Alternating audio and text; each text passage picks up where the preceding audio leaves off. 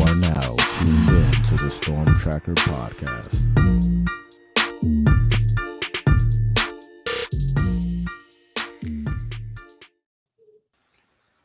Welcome back, family, to the Storm Tracker podcast. I'm Marcus Benjamin, representing for CanesCounty.com, part of the Rivals.com network. Make sure you subscribe to this podcast, the Storm Tracker podcast, on all platforms, tracking the storm that is the Miami Hurricanes. And today I have John Garcia, National Recruiting Analyst for Rivals.com, to talk a little Hurricanes recruiting.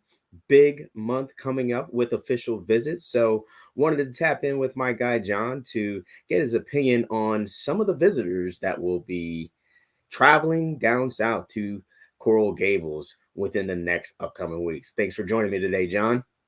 Always a pleasure, my guy. Absolutely. So a lot of big name talent coming down to South Florida in the next upcoming weeks.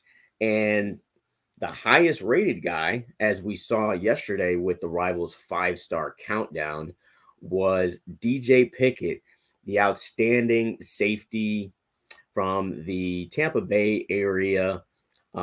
Pickett is the 9th rated player in the entire country for the 2025 class.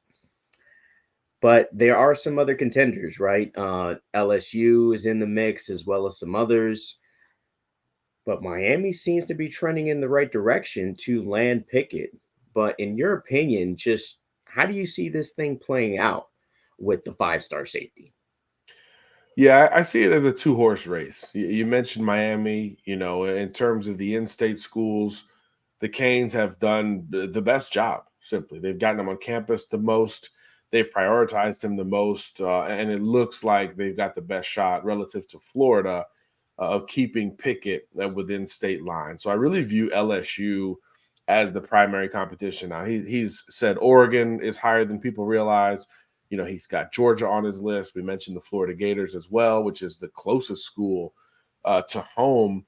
But really, this feels like, do you roll with the Canes, or does LSU start to really build momentum and try to get back to that DBU moniker that they once held? Every time he visits LSU, my sources up in Tampa say, hey, the Tigers are going to be tough to beat in this battle. But as you said pre-show, when he visits Miami, it just seems like he's already comfortable on campus. He's obviously got family ties with Booker Pickett on that roster. We know Mario Cristobal is headlining this thing, and when he's personally involved, especially with Big Fish, we know how that typically tilts towards the Hurricanes. So this is a heavyweight deal. Now, what makes this one just as interesting as some of the others is that DJ is very reserved. He's not going to let a whole lot out, and he's going to take visits to all these schools coming up, on the official visit slate. So I do think there's still some potential wiggle room one way or the other between these two schools. Or, can one of these other schools make up ground from the back of the pack? I mean, nothing is impossible in this day and age of NIL and really, impromptu decisions. And then that's the secondary factor. Does DJ follow that classic timeline and take the officials, then make a decision? Or does this leak into the season? And I think when you've got such a national list, I do think there's a little bit more likelihood that it does potentially leak into the season. He might be saying, hey, I want to see what Miami does on the field. I want to see what Florida does on the field compared to some of the other programs that might be more established in that regard. So I think that's where I'm at with it. I feel like it's Miami, LSU, curious about that decision timeline. But let's be honest, even if he is a summer decider, that recruitment's not going to be over until National Signing Day. He's too talented. You see the highlights right here. Legitimately 6'4 plus with freaky athleticism and ball skills, to the point that some of these schools are talking about him playing corner at that size, which is something literally non-existent in the NFL today. There is not a corner that big in the league, but some of these college programs, high-level blue bloods, think DJ's got that type of rare athleticism where he can occupy the boundary despite being just so darn tall. Yeah, I mean, what jumps out to me on this highlights that we're watching of DJ Pickett is his speed, man. He's got outstanding speed, and if you got a rangy guy like that with length, I mean, you kind of see why he's so coveted and why he's ranked so high in the rivals rankings. I think Cristobal is going to make sure that everything is kind of thrown at him to land him during these official visits. And I think Miami's in a good spot, but I think Miami's in a good spot with damn near every top recruit that's on their board. So we saw it last year with the Justin Scotts of the world and Armando Blunt and Marquise Lightfoot, who obviously ended up being a 5-star late in the game. That when Miami wants a big name, they definitely do whatever they can to land said guy. So it will definitely be an interesting recruitment from this point forward. And I totally agree with you. I think even if he does commit to the Hurricanes, he's still a player to watch throughout this recruiting cycle to see if he signs with the Canes. Another player that there have been, I guess, maybe questions about if he will sign with the Canes eventually is someone who's actually committed to the Miami Hurricanes, and that's Elijah Melendez. This guy's an absolute freak of a player, and he draws comparisons to Ray Lewis from those on the coaching staff. So obviously he's a guy that Miami wants to keep. But you spoke to him recently, John, and he, revealed his official visit list of Auburn, Oklahoma, and Michigan. So based on your conversation with him, how do you feel as far as him sticking with the Hurricanes throughout this recruiting cycle?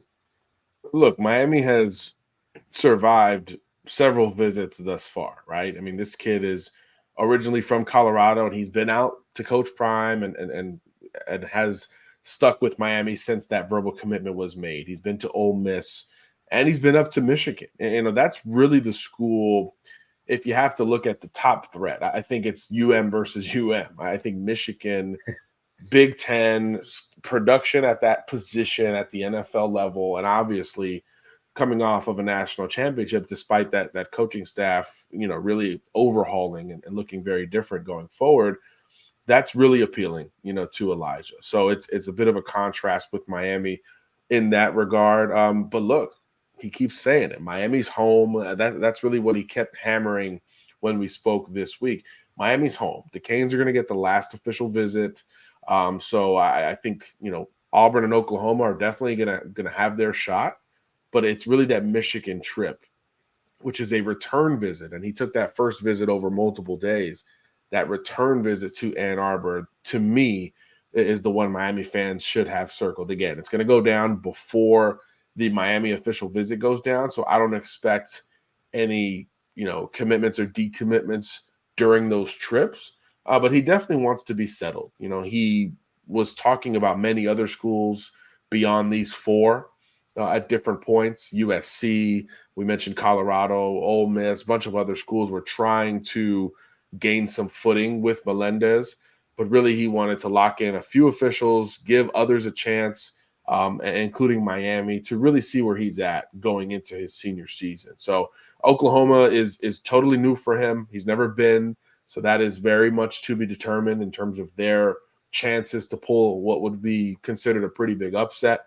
Auburn has hosted him in the past. I think that SEC appeal is what it is. It's very apparent. We all know what that conference has been able to do.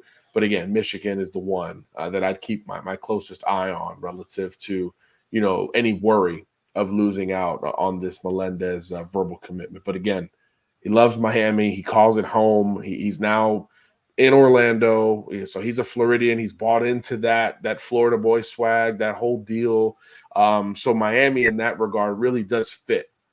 And that's a position where we've seen Miami in this cycle very calculated. So I do think for Miami to have him so high on the board does say a lot. And as you mentioned, the comparisons have been kind of wild with Yeah. Melendez, but he's a bullet, man. He's 6'2", 225.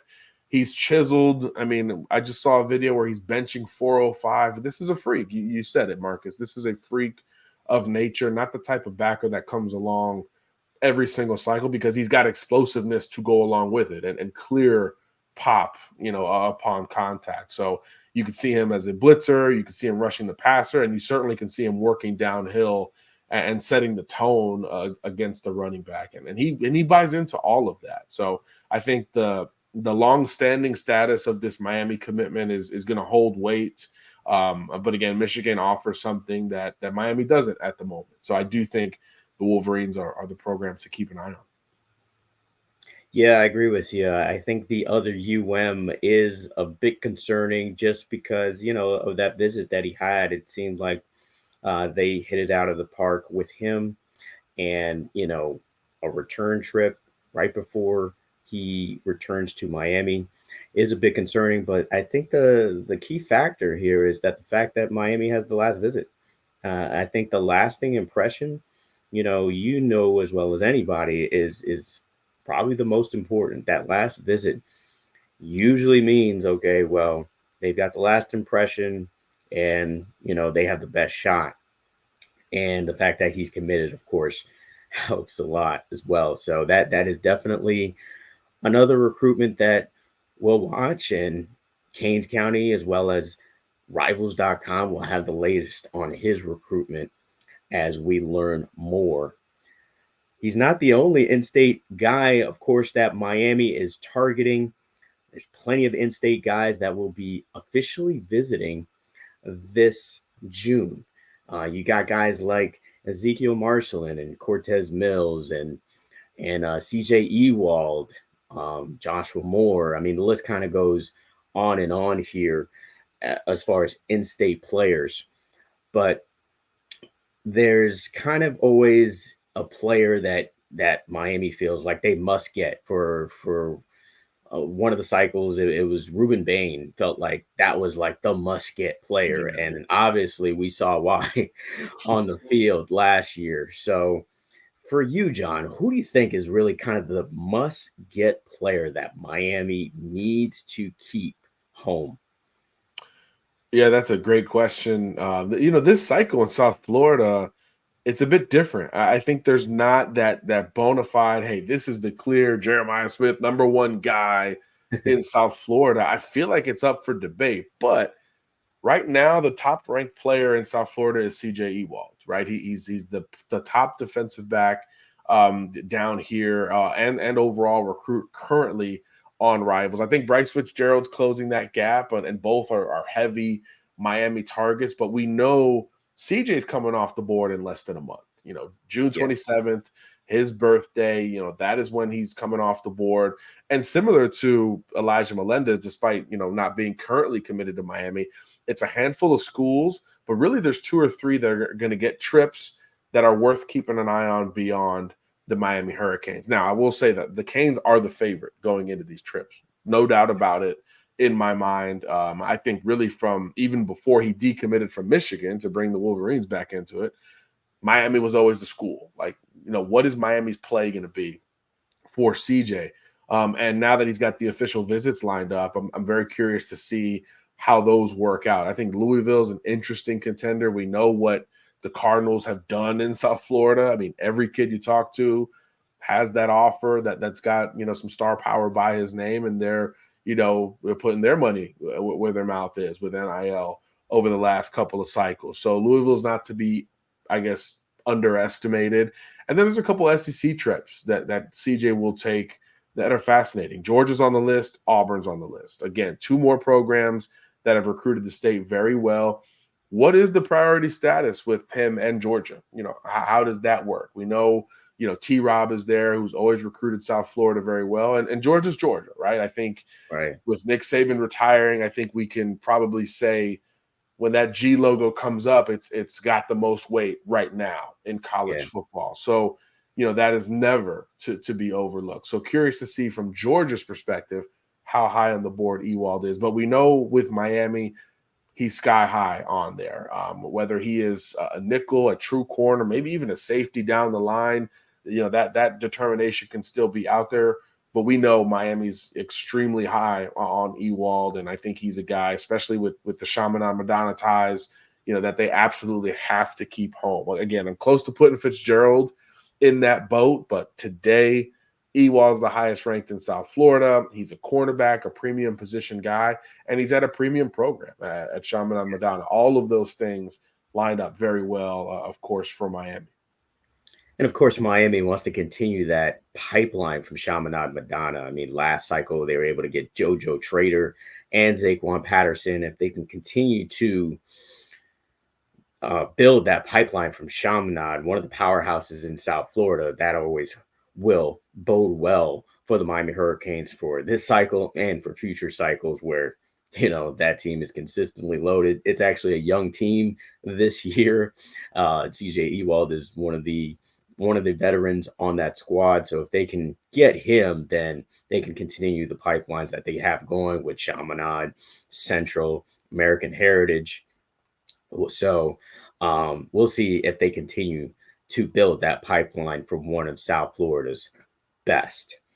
So there are some players that, like CJ Ewald, I don't think would be a huge surprise if they landed him. I think, Miami's the favorite there. But there are some players that Miami has landed in the past two cycles who are surprises. Like, whoa, okay. They got this player, Justin Scott, definitely being one of them, I think, from the last cycle. And that, like this weekend, you've got players like Eric Winters, outstanding hybrid safety out of Alabama. And you've got players like Zion Grady as well from the same high school at Enterprise, Alabama.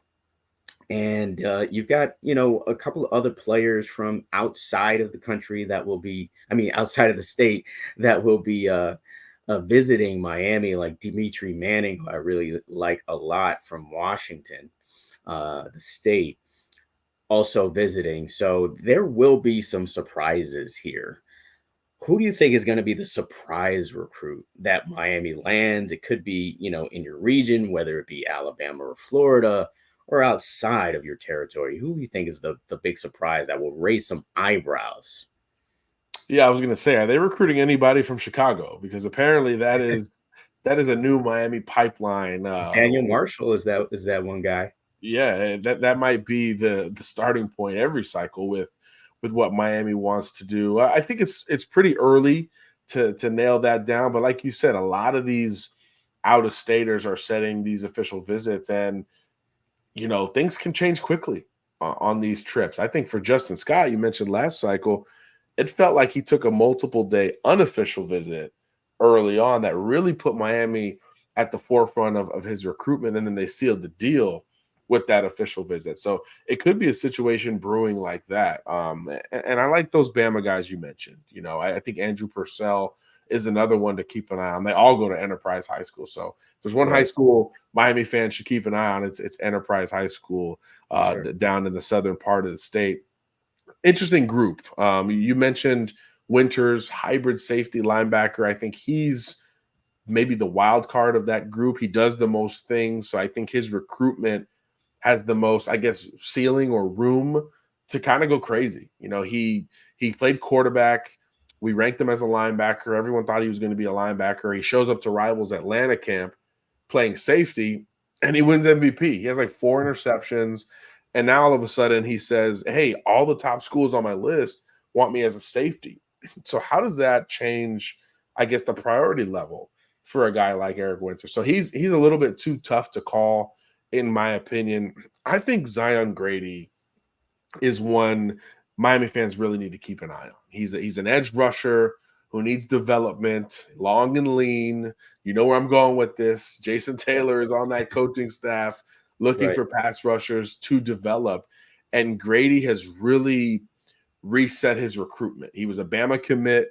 Obviously, Saban retired, and he really took a step back and is starting from scratch. At that moment, when he decommitted, we thought Georgia was going to be the school because that was the school battling Alabama on the front end. And he's like, no, Georgia's not really in it. And we know Bama's new group is sort of not really in it. So I think when you get premium position prospects who totally are wide open in the process, a program like Miami can present especially well at this stage of the game. So I think, look, it's a heavyweight battle. We know Auburn is in it. We know Miami's at the forefront. Ohio State is kind of the dark horse that has recently started to push for Grady. But I think the positioning of Miami having already hosted him and now getting him back on campus for the official visit, I think that's a guy that Canes fans should maybe keep an eye on. He's one that I wouldn't be shocked to see jump on the commitment list at some point, and that would profile as just as big a get as a Lightfoot or somebody bigger like that over the last several cycles, because this is a guy who was locked in. This was a recruitment that was considered over, just a few months ago. So those are the type of battles that you hire a Mario Cristobal to go out and win. Go pull off some kind of upset, and this isn't a kid in South Alabama, right? He's not in Birmingham. He's not that close to Tuscaloosa or Athens, Georgia, or any of these places where it feels impossible to go out and win a battle. This is a kid in Enterprise. He's a little bit closer to Auburn or even Florida State. So I think the fact that he's wide open, he's going to take these trips. He's obviously, got the pedigree, and he's got Jason Taylor coming after him. I think that combination is going to, at a minimum, keep Miami right in the forefront of this game. Yeah, absolutely. Zion Grady, one of the talents that will be visiting this weekend.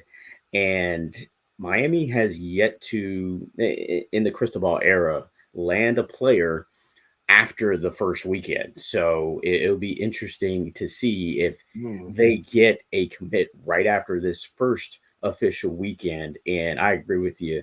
I think Zion Grady is a player definitely to watch. When I last spoke to him, he said that it was one of the greatest environments that he's been around. And plus the fact that he'd be developed by a former Hall of Famer and Jason Taylor always is a plus. So they have a really big chance to impress Grady again this weekend.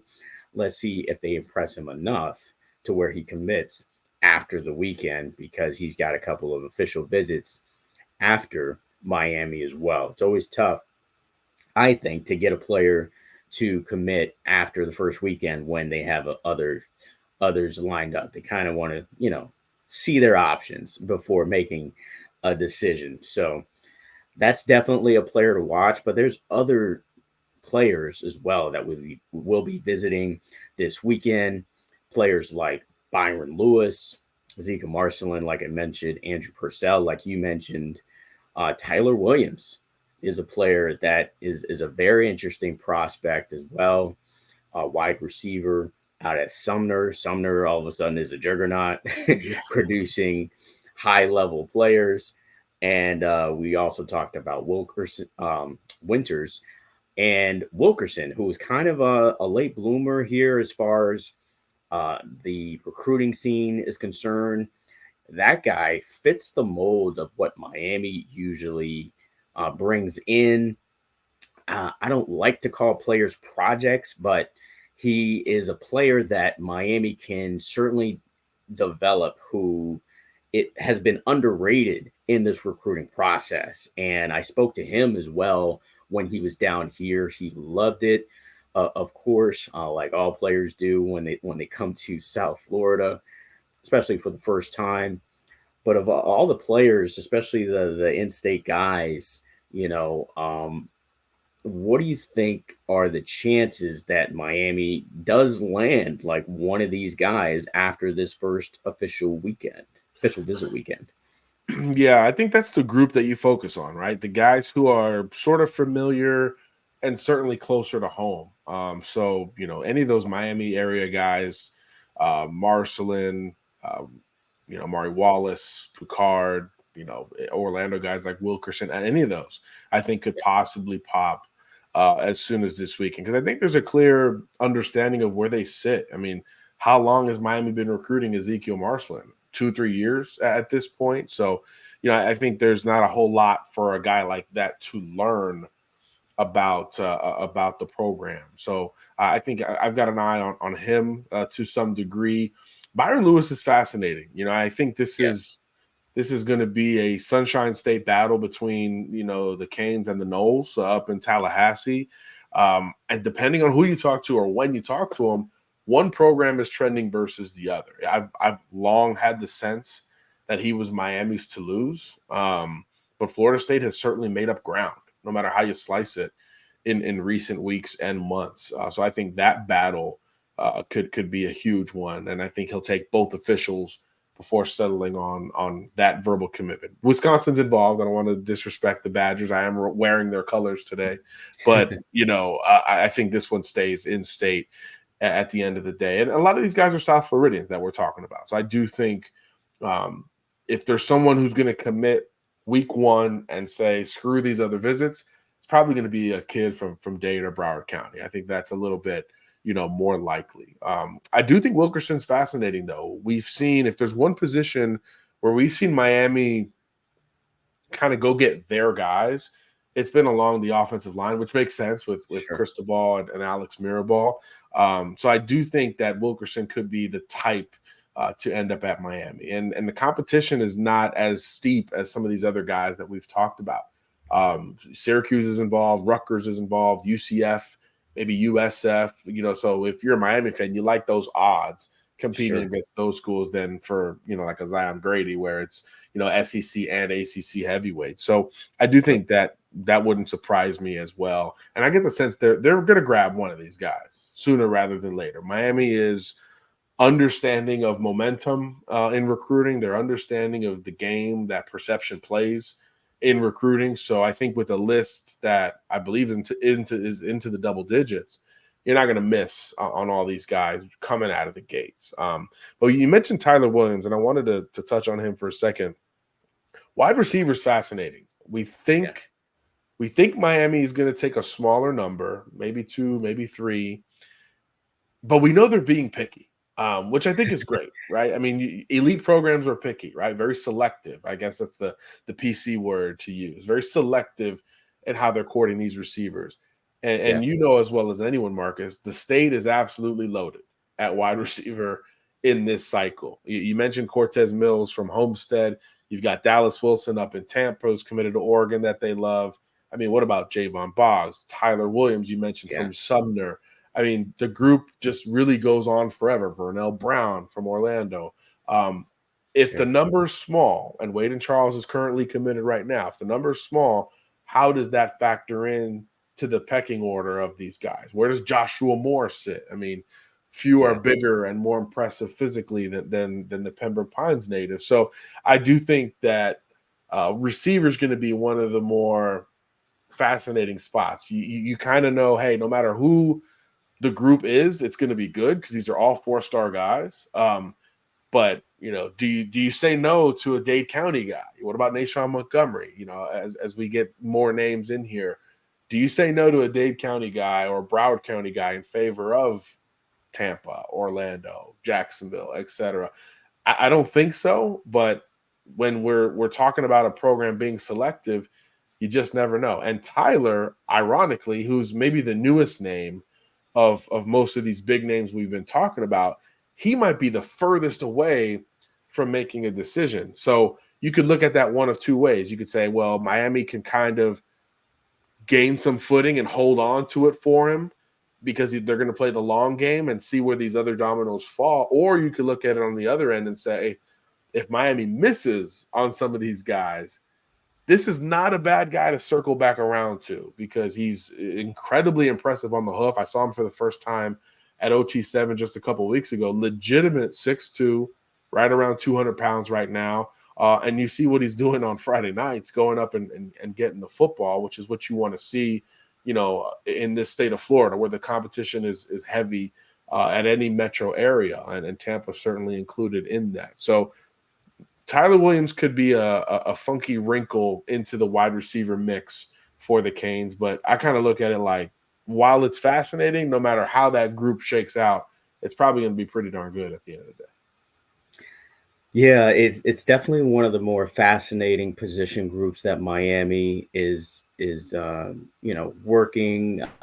Joshua Moore, I think Miami's in a great spot, for him and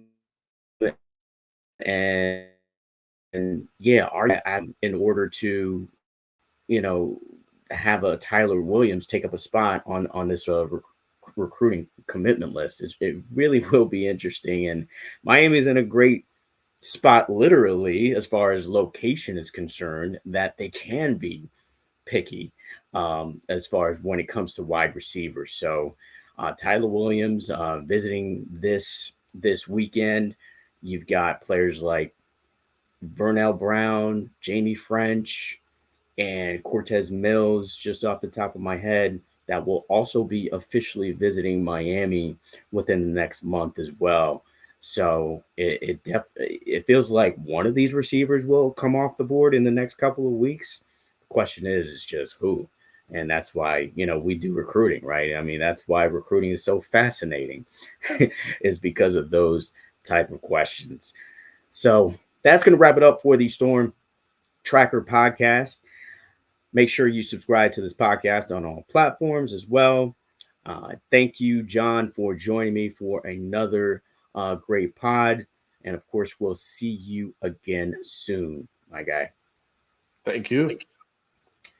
Once again, make sure you subscribe to this podcast on all platforms, the Storm Tracker podcast, tracking the storm that is the Miami Hurricanes, and also subscribe to this YouTube channel live from Canes County.